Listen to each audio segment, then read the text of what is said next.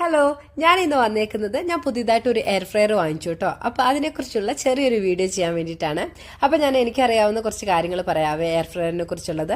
ഞാൻ എവിടുന്നാ വാങ്ങിച്ചത്, എത്ര രൂപയായി, ഞാൻ ഇതിനകത്ത് എന്തൊക്കെ ഉണ്ടാക്കി എന്നൊക്കെ ഉള്ളതൊന്ന് പറഞ്ഞുതരാവേ. ഞാൻ വാങ്ങിച്ചത് കുക്ക്വെല്ലിന്റെ 5 ലിറ്റർ കപ്പാസിറ്റി ഉള്ള എയർ ഫ്രയർ ആണ്. ബ്ലിങ്കിറ്റ് എന്ന് പറഞ്ഞ ആപ്പിലാട്ടോ ഞാൻ ഈ എയർ ഫ്രയർ ഓർഡർ ചെയ്തിട്ടുണ്ടായിരുന്നത്. അതും രാത്രി ഒരു 11:45 ആയ സമയത്താട്ടോ ഓർഡർ ചെയ്തിട്ടുണ്ടായിരുന്നത്. ഞാൻ ഓർഡർ ചെയ്ത് ഒരു 10-20 മിനിറ്റിനുള്ളിൽ തന്നെ അവര് എയർ ഫ്രയർ വീട്ടിൽ കൊണ്ട് തന്നിട്ടുണ്ടായിരുന്നു. ഒരു തുള്ളി പോലും എണ്ണ വേണ്ട കേട്ടോ എയർ ഫ്രയറിൽ ഫുഡ് ഉണ്ടാക്കി എടുക്കാൻ വേണ്ടിയിട്ട്. ഇതാണ് ഞാൻ വാങ്ങിച്ച എയർ ഫ്രയറിന്റെ ഉൾവശം കേട്ടോ. അത്യാവശ്യം നല്ല വലുപ്പമുണ്ട്. ഇതിന്റെ ഉള്ളിലായിട്ട് ഇങ്ങനെ ഒരു ഗ്രില്ലുണ്ട്.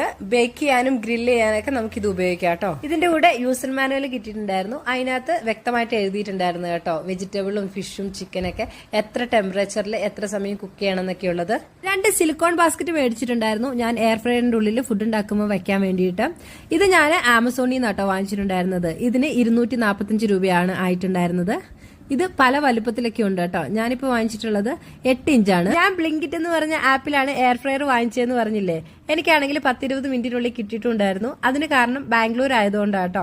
ഇതേ എയർ ഫ്രയർ ആമസോണിലും ഫ്ലിപ്കാർട്ടിലും നമുക്ക് വാങ്ങിക്കാൻ വേണ്ടി കിട്ടും. പവർ ഓൺ ചെയ്ത് കഴിഞ്ഞിട്ടുണ്ടെങ്കിൽ ഇതുപോലുള്ള ഡിജിറ്റൽ ഡിസ്പ്ലേ വരും. ഇത് ഫുൾ ടച്ച് മോഡിലാണ്. ഇതിൽ നമുക്ക് ഏത് മോഡാ വേണ്ടതെന്ന് വെച്ചാൽ അത് സെലക്ട് ചെയ്യാം. ചിക്കന്റെയും ഫിഷിന്റെയും പിസയുടെയും ഫ്രഞ്ച് ഫ്രൈസിന്റെ ഒക്കെ ഉണ്ട്.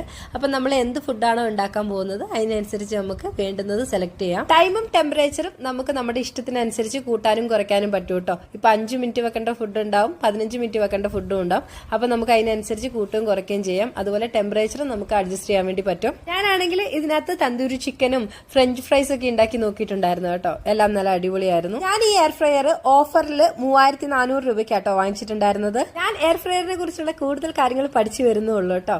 അപ്പം ഇന്നത്തെ വീഡിയോ ഇവിടെ ഞാൻ നിർത്തട്ടെ. നമുക്ക് മറ്റൊരു നല്ല വീഡിയോ ആയിട്ട് വീണ്ടും കാണാം. ബൈ.